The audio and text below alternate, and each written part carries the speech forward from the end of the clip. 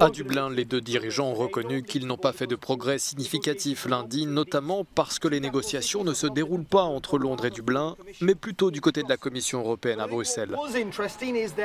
Ce qui est à noter, c'est que le Premier ministre irlandais, Leo Varadkar, a été assez direct lorsqu'il a évoqué les dommages que le Brexit causera à l'économie irlandaise.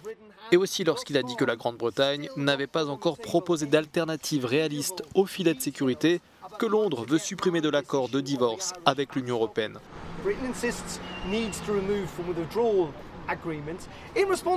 En réponse, Boris Johnson s'est montré plutôt conciliant. Il a dit qu'il aurait préféré de loin obtenir un accord plutôt que partir sans accord.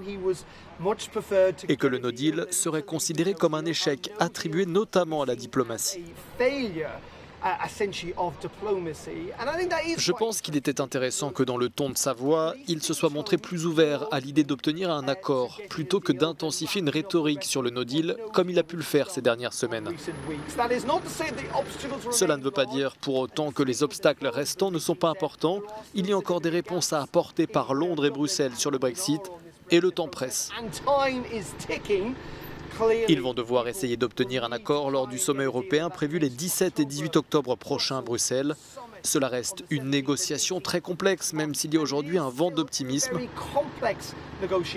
Ce sentiment qu'un accord pourrait être conclu explique sans doute en partie pourquoi la livre sterling était en hausse lundi. Il ne fait aucun doute que l'on s'attend également du côté de Dublin, Bruxelles et d'autres capitales européennes à la perspective d'un Brexit sans accord. La sortie du Royaume-Uni de l'Union européenne sans accord le 31 octobre prochain reste une possibilité bien réelle.